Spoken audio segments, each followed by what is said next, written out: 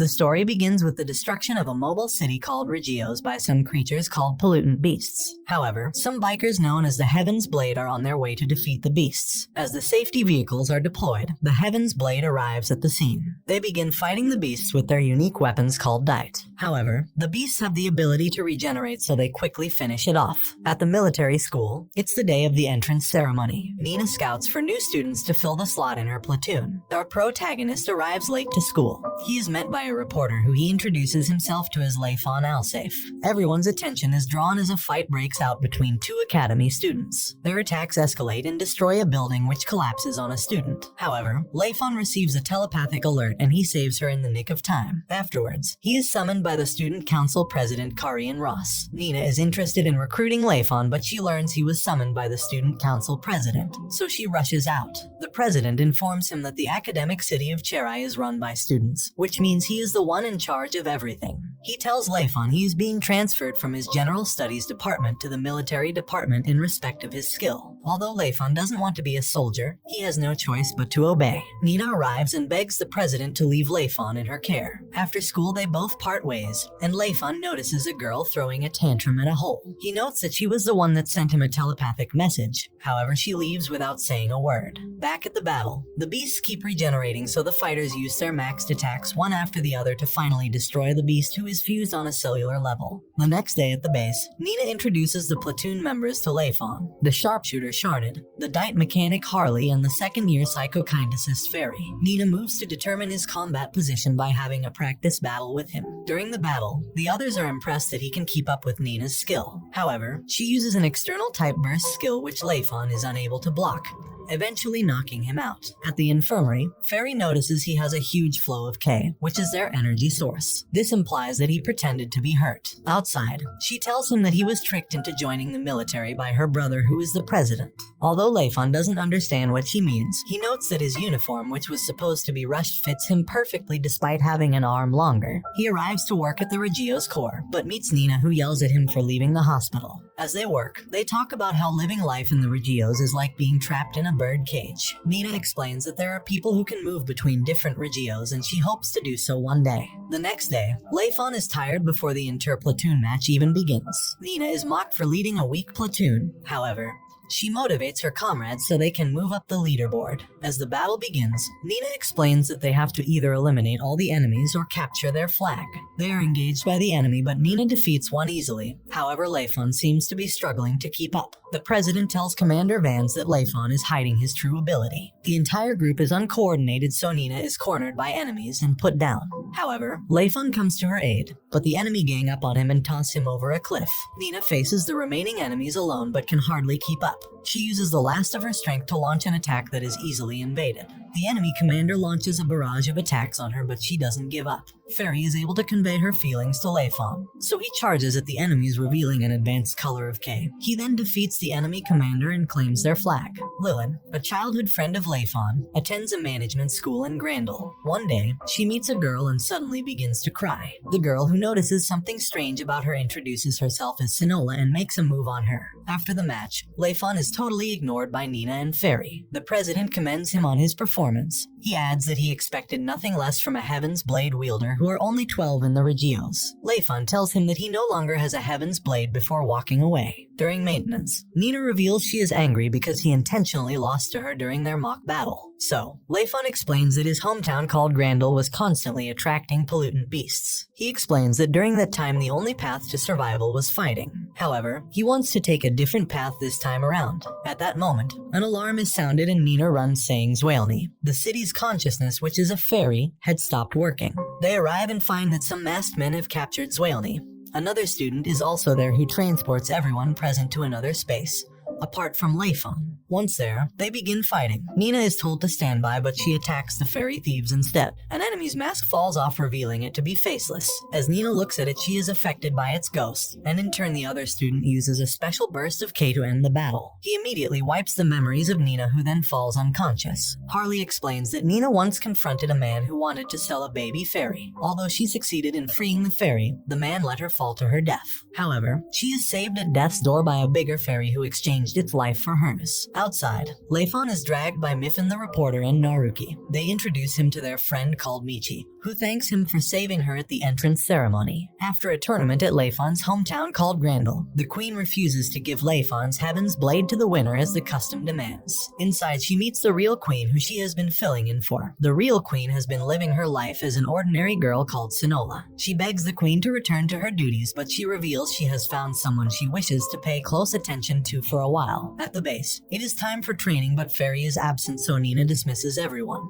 Sharnid invites Leifon on a date. At the restaurant, they find Fairy working as a waiter, so Sharnid laughs his guts out. This makes Fairy upset because he was the one that suggested she works at the restaurant. They spy on her, waiting to capture her super rare smile. However, she scares the customers with her stern looks, so the manager tells her to smile more. She tries practicing, but she is unable to smile even when she tries. Sharnid tells him that she is unable to express emotions because of the strain her psychic powers put on her brain, so the manager gives up on making her smile and changes her outfit to something hot. With this, she charms the customers without having to smile. After noticing her brother came to the restaurant, she stops working. Once outside, she uses her power on the camera and even burns the memory card. At the park, she finds that Miffin's group is doing a part-time job, so she offers to join. They go to an abandoned alchemy research facility, and here Miffin begins her investigation, but shortly after she is attacked by a beast. The others come to her rescue, but they are also captured. Luckily, Vans arrives and slays the monster. He explains that he too was investigating the abandoned facility. He orders Fairy to use her powers to find her captured comrades and also call for help.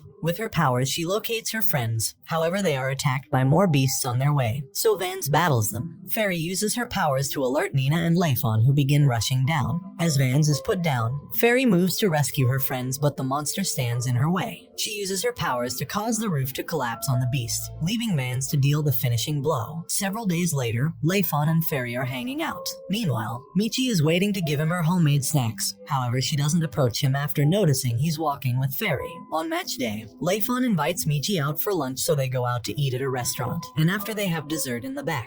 He compliments her baking skills and they have some light chit-chat, but as they converse, there's an explosion in the city. Pollutant beasts have started destroying the outskirts of the city, so Leifon leads Michi to safety. President Karian calls for a briefing where he explains the situation to the students. He orders them to prepare for battle, so Nina begins moving to her assigned position. On her way, she meets with Leifon, who reveals that the enemy is too strong for the students to handle. He advises them to join the evacuation. However, Nina refuses to turn tail. The sharpshooters begin their assault on the monsters, and Nina leads the ground forces to attack. But she soon discovers the gruesome nature of the pollutant beasts. Leifon, who initially planned to flee, has a change of heart after noticing the deserted city, and asks Harley to set up his DITE weapon. He then asks Fairy to help him locate the queen mother of the beasts. Everyone in Nina's unit flees from their posts, leaving her to be overwhelmed by the beasts. She is surrounded but saved just in time by Leifon. He tells Nina to flee, stating he can kill the beasts at will. With Fairy's direction, Leifon goes outside to locate the Queen Mother. He ends up finding his resolve and slays it. Some days later, Michi goes to Leifon's base to give him a letter she stole. But at the entrance, she is questioned by Fairy, who makes her nervous, so she runs away, leaving the letter behind.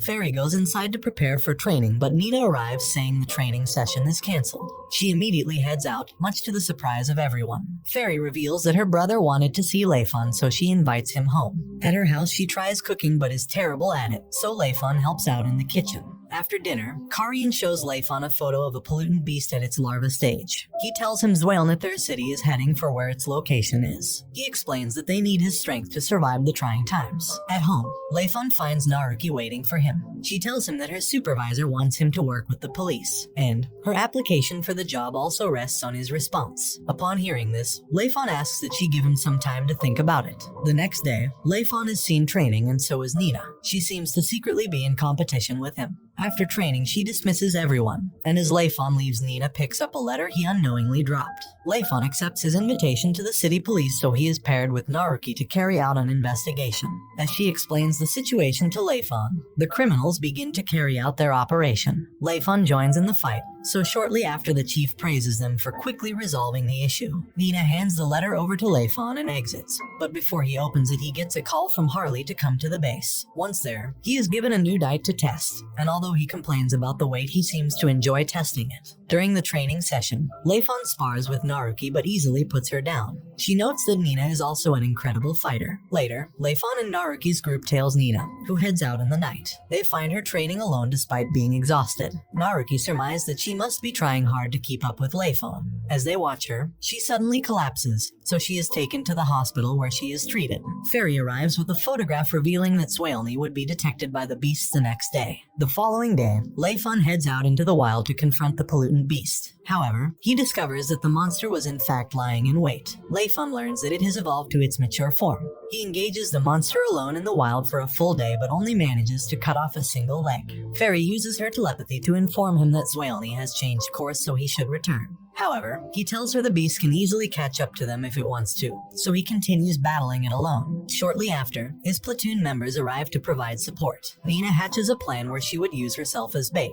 They put the plan in motion and succeed in trapping the beast in a canyon and eventually defeating it. At Graden, Lilin reads a letter she received from Leifon, but she's interrupted by a man. However, before he could introduce himself, they are both transported to the roof. Here, she discovers the two men are Heaven's blade wielders called Savaris and Lintes. In Swaelny, the 17th platoon is having a match. Leifon is confronted by Gornio, who is hailed as the strongest attacker in the city. Karian reveals that Gornio is the brother of Savaris, who was once Leifon's partner. The battle begins with Gornio using his K to control rock projectiles. However, Leifon breaks through all his attacks. Another enemy, called Shanty, dashes in to attack Leifon, but he blows her away easily. He creates multiple clones of himself, and as they try to locate the real him, the match ends because their flag has been captured. Later, Karian summons Nina, Leifon, and Gornio. He reveals that Swaelny is approaching a city that was attacked by pollutant beasts. The two combined platoons head out into the wild. They arrive at the destroyed city, so Leifon takes point in securing their entry point. Inside the city, they notice corpses of inactive pollutant beasts. Nina recognizes the city as her previous enemy during an inter-Regios match. She rushes to the tower where she finds their flag.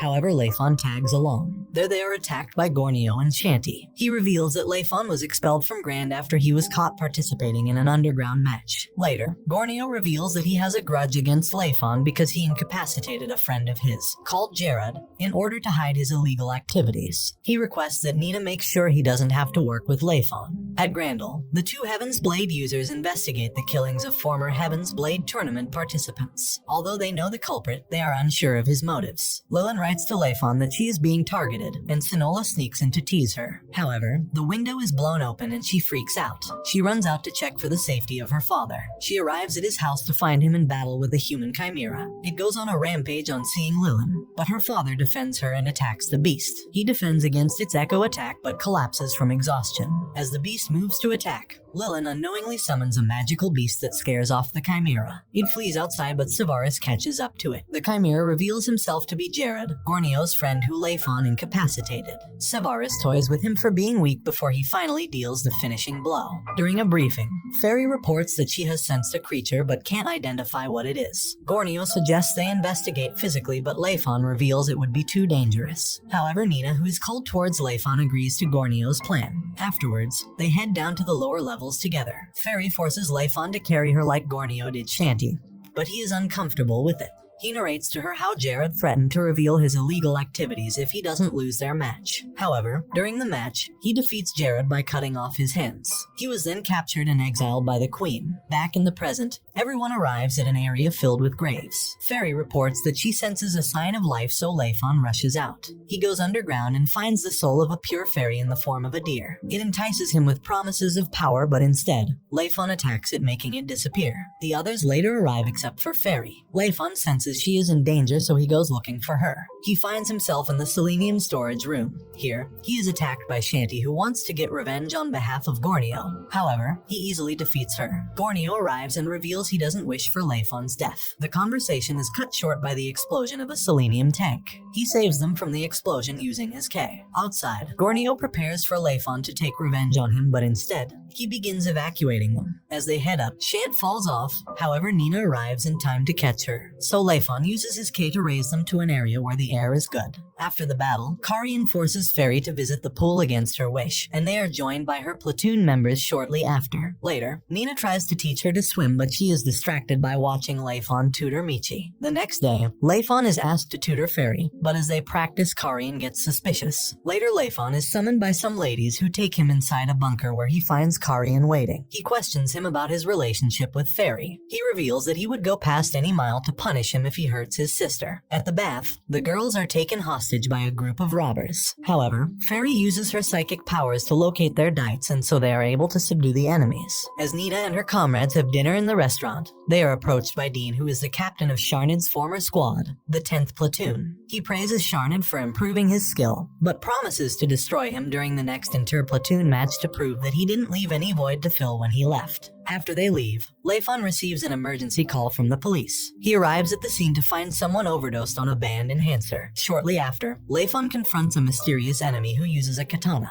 As he escapes, Leifon goes after him. Nina is also alerted by the battle, so she heads out, and on her way she is confronted by an archer who doesn't want her to aid Leifon. Leifon catches up with the enemy. After a few exchanges, he notices he is from Grand. The enemy introduces himself as Heya Salavan, a member of the Salavan mercenary gang. He tells Leifon that both of them were trained by the same master, so he needs him to show his real strength. As they continue the battle, Leifon's DITE breaks. However, he is able to defeat the enemy by blasting off K. Afterwards, his archer ally comes to his rescue and flees with him. At Grand, the queen summons Lilin and her father to thank them for their contribution to the Chimera incident. She asks Lilin about the well-being of Leifon, to whom she writes to. Lilin then asks her if she would ever let Leifon return to the city. And this brings the anime to an end. Don't forget to like and subscribe if you enjoyed, and turn on the notification bell so you never miss out on another video. Until next time, take care.